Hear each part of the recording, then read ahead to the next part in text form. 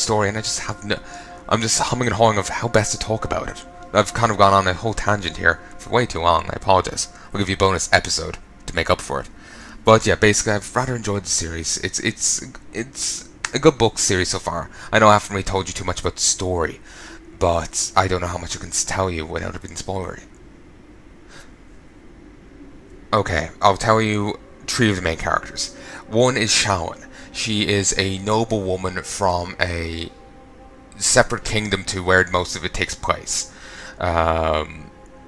She's from a separate one.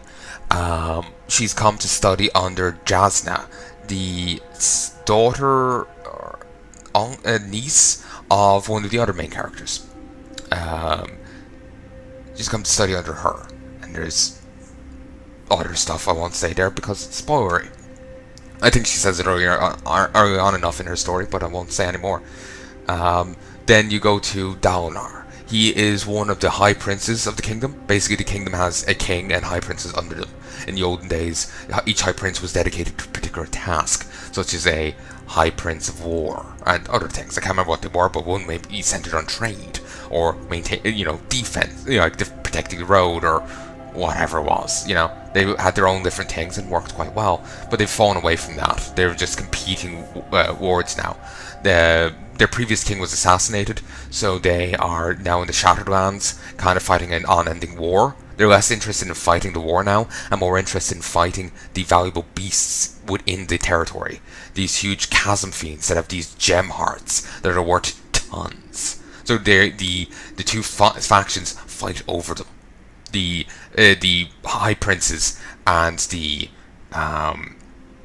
Parashandi, the people they're at war with, those who assassinated their king. The brother of Dalinar. I think I'm actually saying his surname. No, that's Kolinar is his surname, I think. I'm probably butchering these pronunciations, but fuck it. But yeah, Dalinar, that was the brother of... Dalinar is the brother of the former king.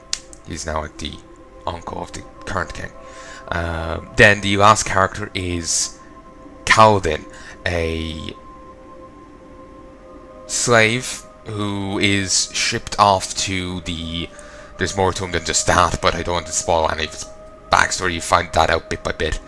A slave shipped off to the Shattered Plains, it's called. He was elsewhere. He was brought over here to be sold, because they have...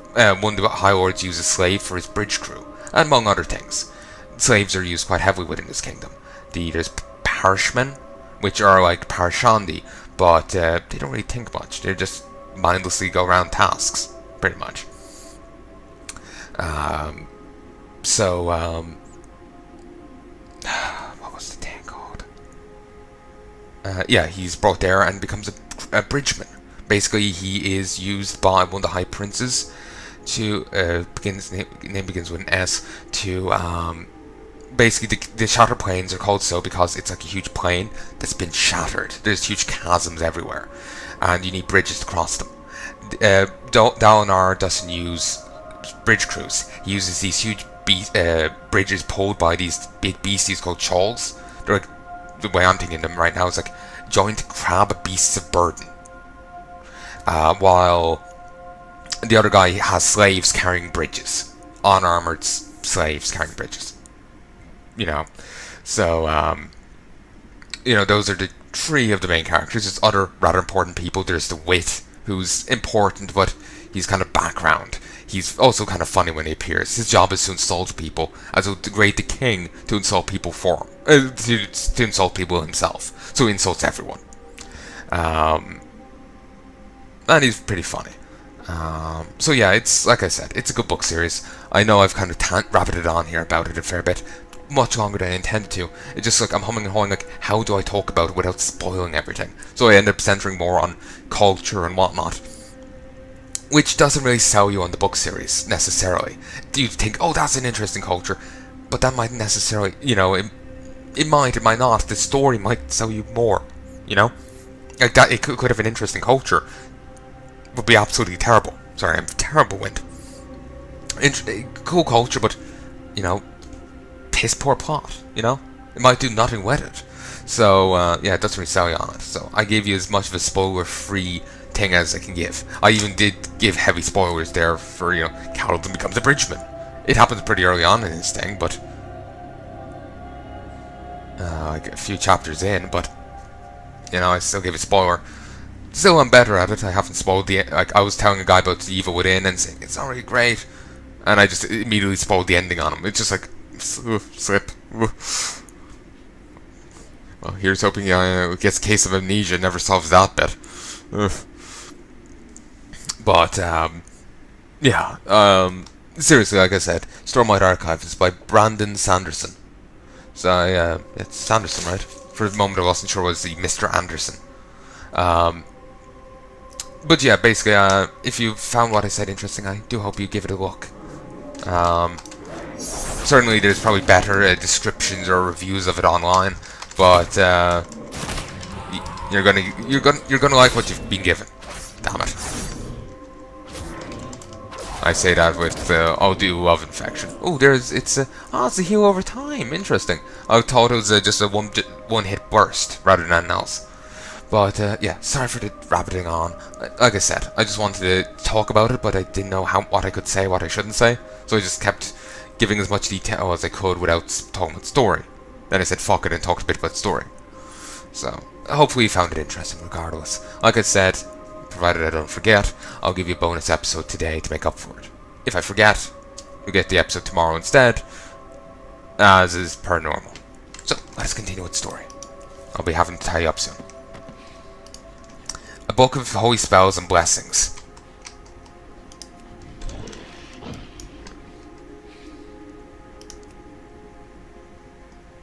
One issue with this caravan being here is I can't see where I'm meant to be. Okay, I'm meant to go back here. Blighted Horror. Let's swing over here for a moment. There's plenty of, well, there's a bit of stuff over here for me. But yeah, again, sorry for the rabbiting on, but I just wanted to try and express what the point I was trying to make right. Got shockingly little XP off that bit of minerals there. I was getting more off the lower level stuff. I got more off this. Strange. Thought I just got 80 off that. Must have misseen it. Sturdy treasure chest. It's in this house.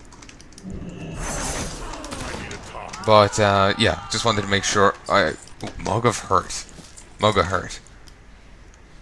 You know what? I'm gonna hold on to that. I want it. But yeah, I just wanted to. You know, I already said it. Wanted to talk about it, but I didn't know what to say. So I went on. And not, you know, maybe not the best tangents, and just said fuck it and talked about what I was nervous about anyway, to a limited degree. Let's grab this. I'll head up to the Troll Kingdom now in a bit. I just want to do these other quests, because, you know, I might end up getting, well, actually, since I've already got 2 quests going there, I probably won't get any others going there as well. But still, I feel it's appropriate to go turn these in first. Who knows, maybe I'll be brought up here, and I can just easily swing up. But, yeah.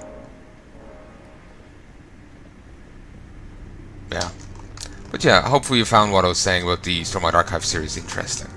I'm not the best at really talking about books and recommending stuff. Like I said, I typically end up just spoilering stuff. Just accidentally, just like, whoops, that, I didn't mean to say that.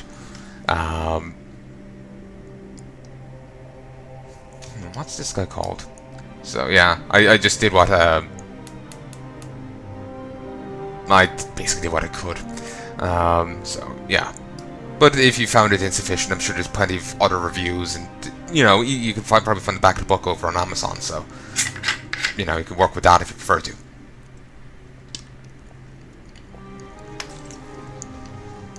Just considering this guy's interesting method of speaking during that quest. I was wondering if his name is a reference to anyone, but certainly if it is, I don't recognize it. Recognize the person. Northdale is home to a few ghosts and banshees, nothing old Giddy can't handle. Didn't see him. Where could he have gone then? His prayer book. Why would he leave that behind? Oh, by the light. What have I done?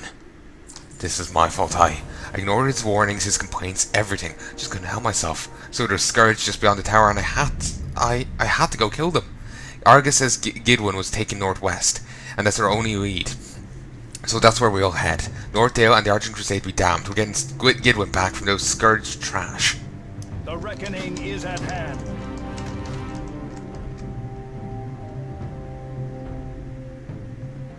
We're heading up here. Sure, we'll hop in and we'll go for a ride.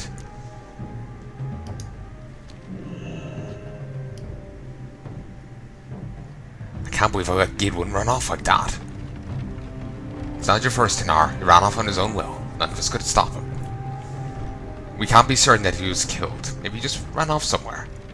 No, he'll never leave his prayer book behind. He was always nose deep in that book, studying. He's always studying, always trying to get better. Even more reason to believe that he's still alive.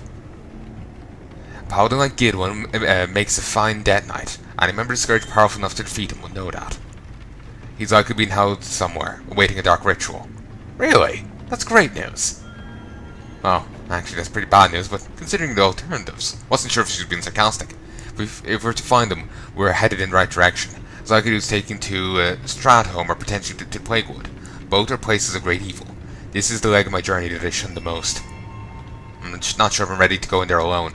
You're not alone, Terranar. You made allies along the way. Besides, you're a skilled paladin in your own right. Me? Skilled? No.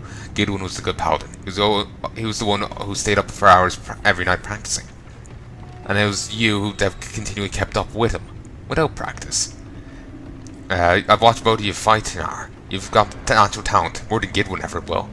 Perhaps that's why he's left without you. What do you mean? Perhaps he felt he needed to prove that he was as talented as you. This is all my fault. I've got to go and find them, to set things right. I wouldn't say it's your fault, Tanar, but don't let that stop you from saving Gidwin. Oh, I've also apparently completed all of the Eastern Plaguelands quests, which is weird considering... I've got this achievement for doing 70 of them. I really shouldn't have gotten that yet. I haven't turned this quest in. Say if this was the 70th one. Shouldn't have gotten it yet, should I have? Bizarre. But yeah, I do apologize for that long tangent about the book. I didn't mean to go on that long. I was just meant to say, oh, I like this book. Check it out. Also, you can see the portal over there. But, and we're not close enough to see add-on. Plus, I think that tree's in the way. But, I was just wanted to say, check this out, it's cool, and went off on a whole fucking tangent. Apologies. Still, if someone ends up liking a book, getting interested in the book out of it and enjoying it, you know, I think that was well worth it. What brings you here? Okay. The time is wasted, Kulgoroth. Every minute we waste gives the Scourge another chance to kill Gidwin, if he isn't dead already. Not how they think he is. He may be a stick in the mud, but when it comes down to it, he can swing the light like a champion.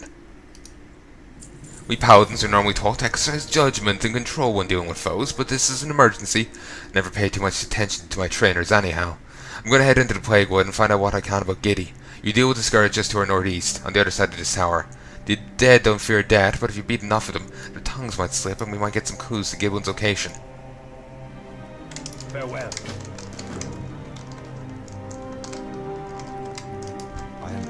Morgan, please. I ask your help. Something happened to my people. Our commander, Ranger Lord Hawkspear, came upon an item of magical energy. My friends, my family, they succumbed to its corruptive power. Its seductive power. They're corrupted, Morgan. All of them. My Illyria wouldn't want to live like that, nor would any of my brothers. Please, put them out of their misery. Kel within the lodge is not far. Just up the hill, to the northwest. Yeah, they've all become wretched. Basically, it's like the Withered and Legion, but for Blood Elves.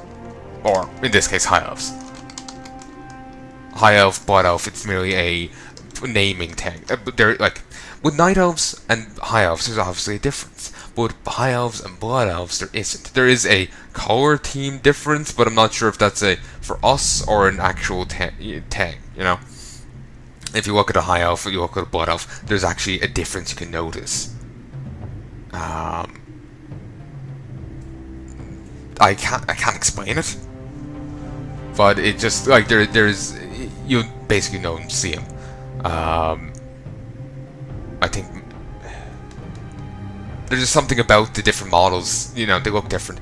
But in reality, apparently they just call themselves Blood Elves because 90% of the High Elf population in the world got obliterated when Artus marched on Kaltlas.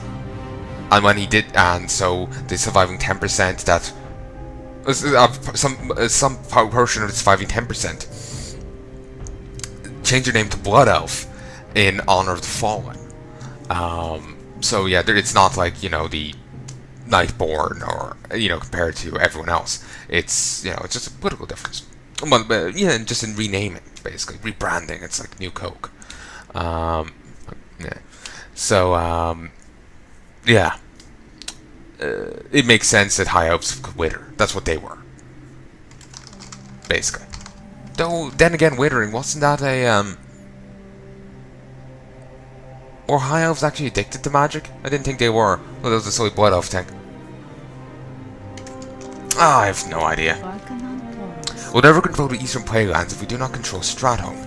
Not only is it a point of incredible strategic importance, it also houses the leaders of our enemies. Balnazar and Lord Aurelius Ravendare. The Risen and Scourge armies threaten to erase all the progress we've made. The Argent Crusade is well suited to this task. Travel west through Stratholme's main gate and speak with past Master Stonebruiser, who will direct you further. No, we're not doing a dungeon. But they mentioned a Risen. That's what's happened with the Scarlet Crusade. I'll just tell you now, because you probably won't get to find out for ages. So, Commander Mayor, Willie Hopebreaker, Instructor Galford, among the rest of the Scarlet Crusade within Stratholme, were killed and then resurrected by Balnazar. Balnazar has never tasted true death, but he has suffered bitter defeat. After Cataclysm rocked the world, he slaughtered the Scarlet Crusaders in Stratholme, transforming them into the undead creatures they once hated. The Dreadlord now plots his machinations for vengeance upon Azeroth. So that's why these are all undead now. Malor and a handful of other courageous warriors risked everything to protect the Scarlet Bastion from being desecrated by the undead. Tragically, they failed. Balnazar corrupted the fearless commander to one of his servants, transforming the Zealot into a mockery of his former self. Balnazar took great pleasure in leveraging the Canonmaster Willie's destructive capabilities in undead, calling his prized minion by the name of Hopebreaker. The Dreadlord relishes that he has twisted Willie and the other Scarlet Crusaders, who so despise the undead in life, into his unwitting pawns. Galford took great pride in caring for the Crusade's most valued documents. However, as he lay dying, he watched in horror as the precious tomes were burnt around him. Balnazar used his painful memory to imbue his servant with the fiery power that ravaged Galford in life. So yeah, and then you used to be able to get Aurelius, a paladin. If you could get an artifact from the Scarlet side, give it to him pre-kata, and then he would aid you fighting Rivendare. And now he has replaced him. He was actually Rivendare's son, apparently. This is news to me. Aurelius' fall from grace was precipitous, failing to exact retribution from his corrupted father. Baron Rivendare, the former paladin, was not granted peace and death. He was tragically reforged into an instrument of the Scourge, the evil he had once sworn to defeat. I know, he just doesn't have the same, like, with that weird color scheme armor, it just doesn't work. But, let's not get your quest. Let's just, well, we'll get plenty of information here, apparently. Okay, I think I might want to call quits now. I think I've recorded for way too long. Come on, let me get this. Actually, yeah, I wanted to record for a bit longer, and it's just, to be honest, I was being a little cheeky. I was saying I was gonna, I'm gonna stop recording now, just a little bit longer. But what I am gonna do is actually stop recording now, in a moment. I'm not gonna continue with these quests. I'm actually going to head back to Ironforge, and oh, actually, there's a quest down there I should grab. Corpse Burner Tim. We'll head back to Ironforge, and we'll deal with the, the items I sent off to Alt to Calderin. We'll get all the items back from her, and then we'll toss them all into the bank. This trip will take a bit,